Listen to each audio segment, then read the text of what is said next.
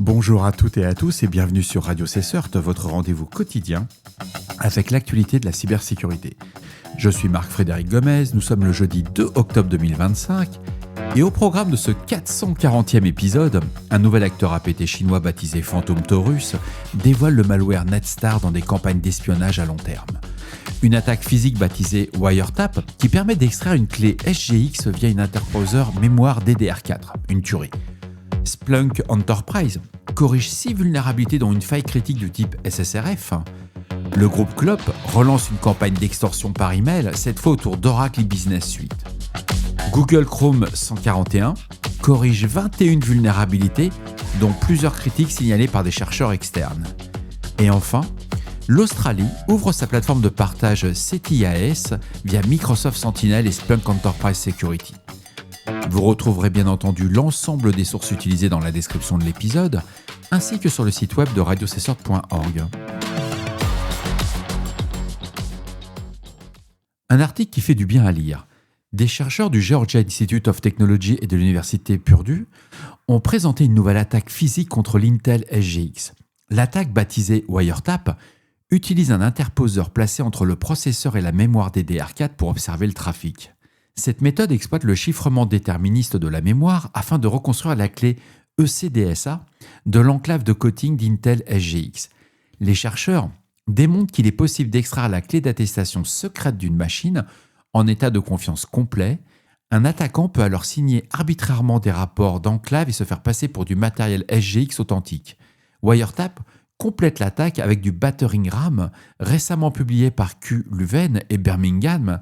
Et c'est une battering RAM cible l'intégralité tandis que Wiretap compromet la confidentialité. C'est vraiment un très très bon niveau. Dans les deux cas, les mécanismes de sécurité de SGX et SEV sont contournés par interposition mémoire. Et c'est fou, c'est que l'équipement nécessaire à Wiretap, qui coûte environ que $1000, va inclure un analyseur logique. L'attaque vise des environnements comme les déploiements de blockchain appuyés sur SGX, tels que Fala Network, Secret Networks ou Crust Network. On peut aussi avoir de l'Integrity TTE. Les chercheurs estiment qu'un attaquant pourrait divulguer des transactions confidentielles et obtenir des récompenses de manière frauduleuse. Intel a confirmé que cette attaque sort du périmètre de son modèle de menace. Elle suppose un adversaire physique ayant un accès direct au matériel, et Intel précise que la mémoire chiffrée via AES-XTS n'offre pas de protection contre un attaquant équipé d'un interposeur. L'éditeur ne prévoit donc pas d'attribuer de CVE ni de publier de correctifs. C'est dommage. Mais en tout cas, j'adore. Très très bon article.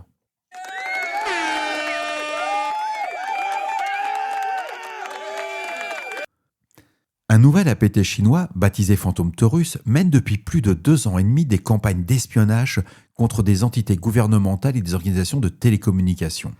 Les chercheurs l'ont observé en Afrique, au Moyen-Orient et en Asie, avec des cibles privilégiées comme les ministères des Affaires étrangères, des ambassades ou des organismes liés aux opérations militaires et géopolitiques.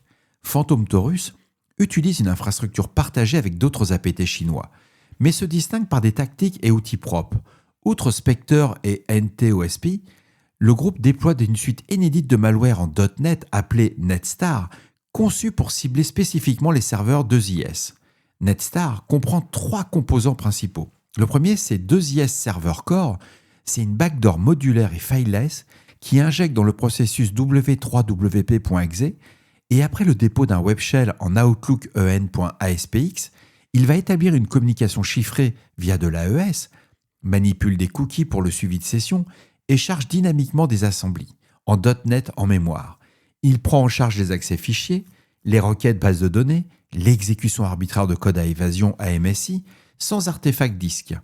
Les opérateurs recourent au timestamping et à la commande Change Last Modified pour masquer les indices temporels. Le deuxième composant, c'est l'assembly exécuteur V1. C'est un loader en mémoire pour assembler en .NET. Et le troisième point, c'est l'assembly exécuteur V2, qui est une version enrichie qui va intégrer des routines de contournement AMSI et ETW pour des environnements fortement surveillés. Il faut savoir qu'au premier trimestre 2025, les chercheurs notent une évolution tactique.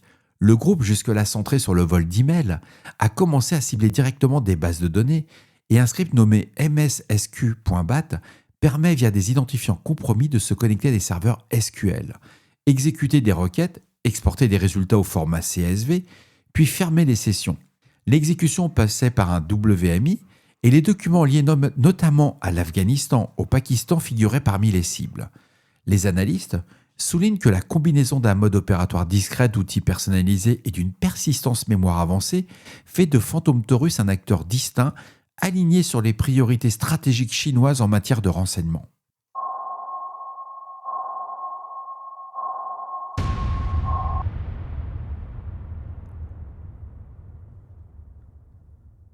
Google a publié une version stable de Chrome, version 141 pour Windows, macOS et Linux, et les numéros de build sont les 141.0 7390.54 pour Linux et la 141.0 7390.54 et 55 pour Windows et macOS.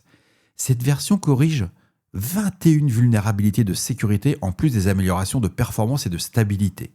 Alors j'ai retenu quelques failles, je ne vais pas vous faire les 21, mais il y en a quelques-unes qui sont sympas, et surtout ça permet de gagner de l'argent, c'est incroyable. La CVE 2025 11205, c'est un dépassement de tampon dans le web GPU, sévérité haute, signalée par @Katukanen, et elle a été récompensée de $25 000. La CVE 2025 11206, c'est un dépassement de tampon dans la vidéo sévérité haute, signalée par Elias Hall, $4 000 de récompense, et ça descend comme ça. Une CVE, là j'en parle d'une dernière, la 2025 11207, c'est une fuite d'informations par canal auxiliaire dans Storage avec une sévérité moyenne signalée par Alexandro Ortiz, récompensée quand même pour $5 000. Et ça continue comme ça. Alors ce qui est surprenant, il y en a beaucoup qui sont récompensés. Alors les sommes baissent, on passe à 3 000, 2 000, voire $1 000, mais il n'y a pas de récompense. Et c'est assez surprenant parce que c'est quand même des trucs un peu quand même tendus, quoi. Si je prends la CVE 2025 11215, c'est une erreur off by one dans V8, dans le moteur JavaScript V8, sévérité moyenne, signalée par Google Big Sleep, il n'y a pas eu de récompense. Ça c'est pas, il n'y a pas. Surprenant. Bon, au total, 21 correctifs sont inclus. Les détails de plusieurs failles restent restreints jusqu'à la mise complète du parc utilisateur, ce qui veut dire qu'elles sont facilement exploitables. Les corrections proviennent aussi bien de contributions externes que des audits internes et des campagnes de fuzzing de Google. Bref, vous l'aurez compris, on ne réfléchit pas.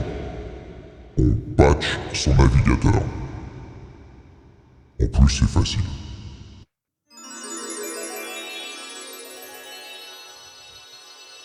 On a appris que Splunk a publié des correctifs pour 6 vulnérabilités affectant Splunk Enterprise et Splunk Cloud Platform avec des sévérités allant de moyenne à haute. La faille la plus critique est la CVE 2025 20371. C'est une vulnérabilité de type Server-Side Request Forgery avec un score CVSS de 7.5. Elle permet à un attaquant non authentifié de réaliser des appels REST API au nom d'un utilisateur légitime à privilège élevé, et l'exploitation requiert que le paramètre Enable Splunk Web Client Net Lock soit activé. Il y a 2 vulnérabilités de type XSS qui permettent l'exécution de code JavaScript non autorisé. La CVE 2025 20367, petit score CVSS de 5.7 via le paramètre dataset.commande. Et la seconde, la CVE 2025 20368, score CVSS identique à 5.7 que la première, c'est via une injection de code dans les messages d'erreur et les détails d'inspection de recherche sauvegardés. Une autre vulnérabilité, la CVE 2025 20366, qui a un score CVSS de 6.5, elle expose des informations sensibles. Un utilisateur à privilège limité peut accéder aux résultats de recherche d'administrateur s'il devine l'identifiant de recherche SID. 2 vulnérabilités de sévérité moyenne complètent la liste. La CVE 2025 20370 avec un petit score de 4.9 qui entraîne une consommation CPU excessive via des requêtes LDAP répétées qui peuvent provoquer un déni de service. Et la dernière, la CVE 2025 20369, score de 4.6, permet une injection XXE dans le champ dashboard tab label pouvant également causer un DDoS. Alors les produits affectés incluent Splunk Enterprise en version 9.20 à la 9.4.3 et la 10.0.0, ainsi que Splunk Cloud Platform, avant des versions corrigées, ce sont la 9.3.2411.111, la 9.3.2408.119 et la 9.2.2406.122 selon les vulnérabilités. Les versions corrigées, c'est le plus important, si vous avez une 10.01, une 9.4.4, une 9.3.6 ou une 9.2.8, vous êtes safe. Splunk a indiqué que tous les environnements cloud sont en cours de mise à jour et que les clients seront notifiés une fois la procédure terminée.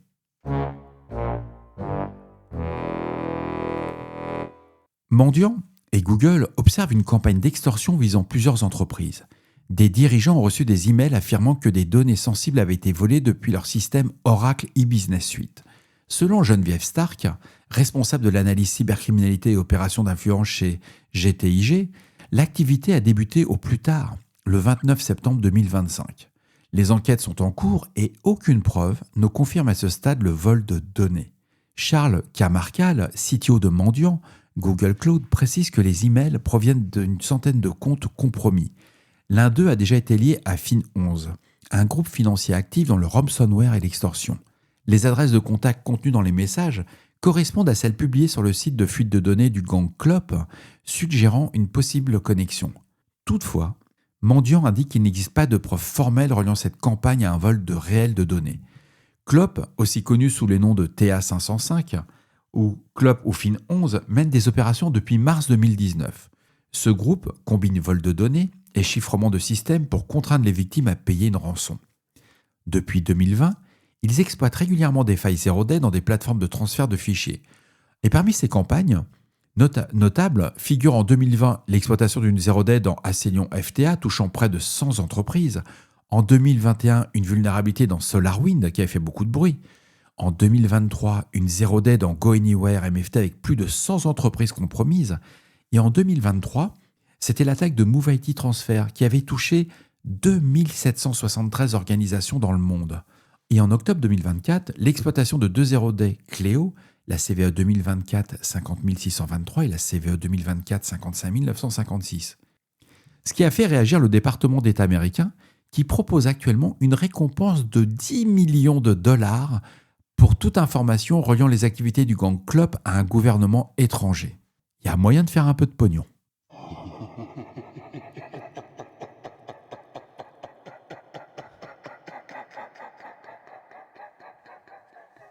L'Australian Signal Directory, c'est ce qu'on appelle l'ASD, propose un service de partage bidirectionnel de renseignements sur les menaces appelé Cyber Threat Intelligence Sharing, le fameux CTIS. Cette plateforme permet aux partenaires gouvernementaux et industriels de recevoir et partager en temps réel des informations sur les activités cybermalveillantes. L'Australian Cyber Security Centre, le fameux ACSC, a développé avec Microsoft et Splunk des connecteurs dédiés. Un plugin CTIS est disponible pour Microsoft Sentinel et un autre pour Splunk Enterprise Security. Les organisations qui utilisent ces solutions peuvent désormais rejoindre la plateforme et contribuer au partage d'indicateurs d'alerte. Ce dispositif vise à renforcer la résilience collective et selon le dernier rapport de l'ASD, un cybercrime est signalé toutes les 6 minutes en Australie et les coûts pour les entreprises victimes continuent d'augmenter. Ce partage proactif d'informations entre les acteurs publics et privés constitue un levier essentiel pour anticiper les menaces et renforcer les défenses nationales. Et pour intégrer cette plateforme CTIS, une organisation doit être partenaire du programme ASD Cyber Security Network. Et si vous avez une filiale en Australie, c'est le moment. Bon, personnellement, je trouve ça un peu dommage qu'ils n'aient pas utilisé des produits comme MISP ou OpenCTI. Mais bon, ils préfèrent des solutions propriétaires. C'est des Australiens, quoi. On peut pas, ils n'ont pas inventé l'eau chaude non plus. Bienveillance, j'avais dit bienveillance. Et voilà, cet épisode du Radio Cesseur du jeudi 2 octobre touche à sa fin. C'est vrai quoi, MISP ou OpenCTI, mais un truc propriétaire, c'est pas ce que j'appelle la meilleure idée. Mais c'est mon avis personnel et je l'assume totalement. J'espère que cet épisode vous apportera des informations claires et utiles. D'ici là, restez vigilants, surveillez vos systèmes et surtout, on ne réfléchit pas, on patch. On se retrouve demain pour un nouvel épisode. Prenez soin de vous. Je vous embrasse très fort. Au revoir.